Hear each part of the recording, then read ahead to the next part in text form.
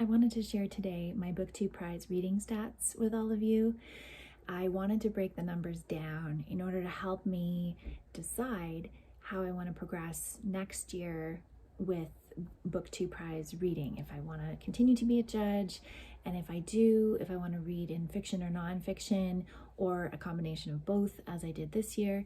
And so I thought breaking down the numbers would be helpful for me in making those decisions, but might also be helpful for you in terms of if you're wondering about judging, or if you're wondering about how most judges experience the prize in terms of what they like and what they don't like and how the numbers break down. So obviously these are my personal numbers, but it's possible that there's other judges who have the same level of dislikes to likes and etc. in their reads. So I break down some numbers for you. I read 23 books for the Booktube Prize. And in each round, I read 6 books. So the first round I read was nonfiction, and then I alternated each round. My record for 5-star reads was 6 books out of the 23. I gave 5 stars to. 2 of those were fiction, and 4 of those were nonfiction.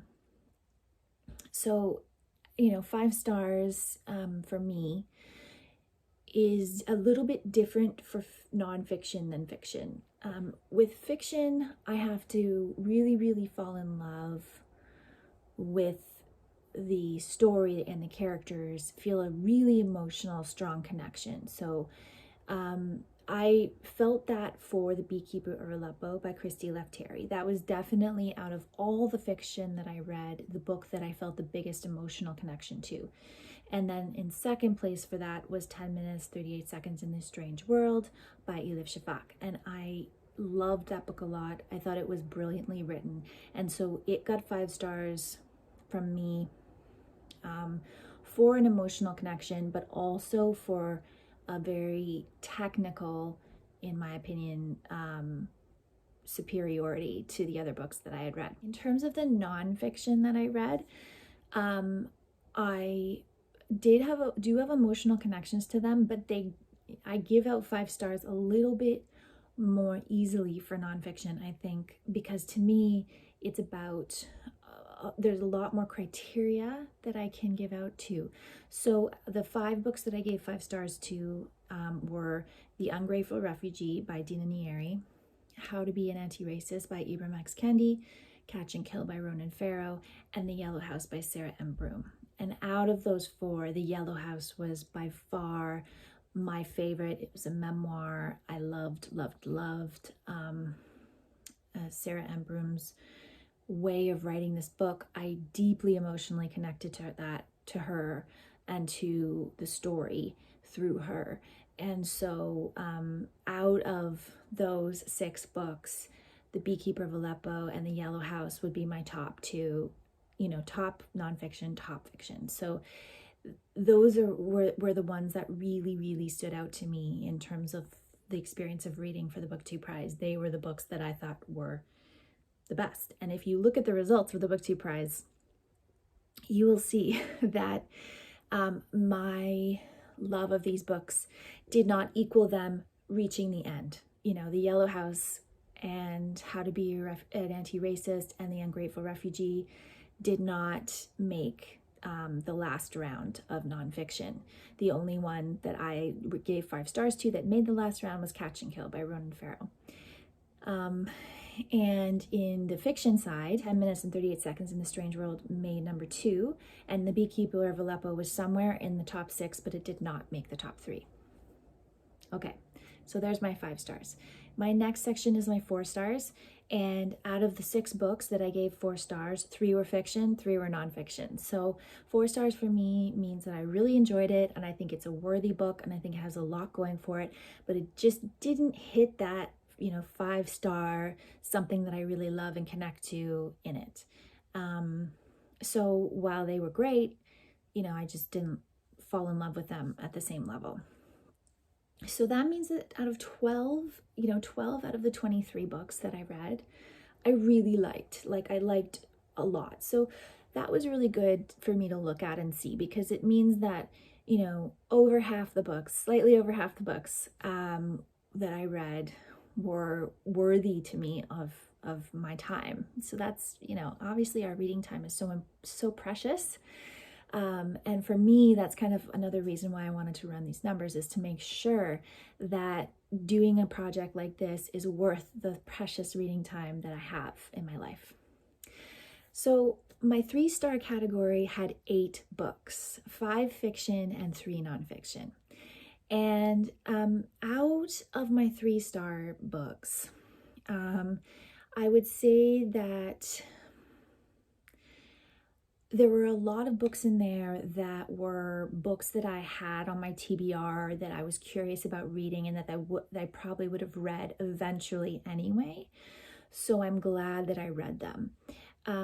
Some of the books in this category were books that I really did not enjoy, but books that I felt I could see their literary merit and I could see that they were well written, and so I gave them 3 stars. So it wasn't about my enjoyment level as much. So 3 stars can be a very, you know, mutable category for me. It can mean that I enjoyed it, but it just wasn't a fantastic story, or it can mean that it was well written, but it just wasn't, like, I'm not the target audience and I'm not the person that should be reading a book like that. And then my 2 stars, I had 3 books. And so I didn't give any book 1 star. I rarely give books 1 star. And those 3 books were okay. You know, they were just books that were definitely not ones that I would have picked up. One of them would have been a book I would have picked up, which is 5 Days Gone, which is a memoir. And I know a lot of people really love this book. I actually even sent that book to my grandmother, and she's really enjoyed reading it. And for me, it was really just the style of memoir, because I love memoir so much. For me, the way that the author wrote it just really wrecked the overall experience of it for me. But I know for other people, it could be, you know, a 5 star. So again, that's just a preference thing, nothing necessarily against the book. So while I was analyzing these numbers, I just wasn't sure how to go forward in terms of picking whether I should pick nonfiction or pick fiction next year. So out of my 12 that I like the best, 5 were fiction and 7 were nonfiction. So I think if you're looking purely on a numbers basis, I did get along better with the 12 nonfiction books I read than with the 12 fiction books I read. But I think it's easier for me to digest a fiction book that I do not like and read it through. It's easier for me to digest that and to deal with it.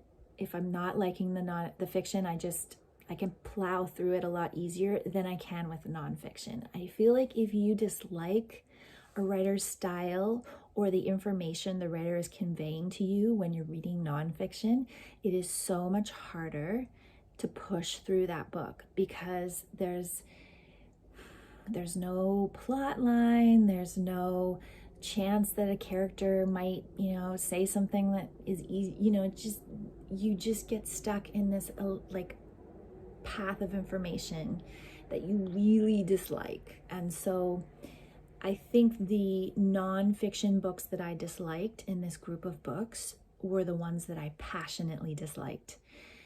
There was only one fiction book that I passionately disliked, and that one, you know, was the 2-star one.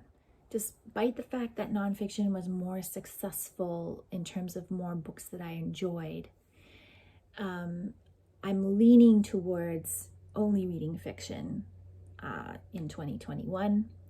And I definitely have decided to not judge every category, and that's just because I don't feel like I want to give up that much of my reading in 2021 as I did in 2020. And that is because I have some art plans happening, and there's a lot of research that I would like to start doing, because I know I have a couple years probably worth of reading and research that I need to start doing for my artwork. And if I don't start reading those books soon, the pile is going to get ridiculously high, and I will never get the books read while I'm making the work in a timely manner. So, yeah, that's what I've decided. I will probably do the first round because I know the first round is always the round that is the most challenging. You want the most judges because that's when that's when the prize has the most books. I'm contemplating the first round and the last round, or the first round and the semifinals, or something like that. I wish that I had more reading time and I could I could read more of these. And I think for a lot of people who read more new releases, they often have already read these books. And so they're not ending up reading most of the books. And also, if you're staying in the same category, there's a higher chance that you've already read a book that's making it through to a future round in a previous round. So yeah, that is my conclusion based on my numbers. I'm really, really glad that I did it, and then I participated, and then I tried it out. And the books that, there are books in here that I probably would not have picked up on my own, some of which ended up being books that I really enjoyed, and some of which were books that I knew I wouldn't like and I didn't like. And, you know, I think that's the luck of the draw, regardless of what you think you're going to get when you put a book on your TBR. The reading experience of it can go in either direction. And I know for sure there was at least one book, and that's Queenie by Candice Carty-Williams, that I was, you know, I probably would have DNF'd, and I probably would have missed like a really important lesson that book gave to me. And so yeah, those are my Booktube prize stats. And I have one other little video that I'd like to do before the end of the year, just kind of wrapping up some more thoughts on the Booktube prize experience, and you can look forward to that in the future. Thank you so much for watching. All of my Booktube prize videos, which are quite a few, vlogs, in-depth reading vlogs, and kind of rankings videos, etc., are in a playlist, a dedicated playlist, and I will link that playlist down below if you're interested in figuring out any more specific details about some of the books that I talked about here today. You can have a look at those videos. I'll also link the Booktube Prize channel down below, because obviously all of the judges, or many of the judges who have made videos, responses to these different books are in there as well. And thank you so much for watching, and I'll be back again soon with another video.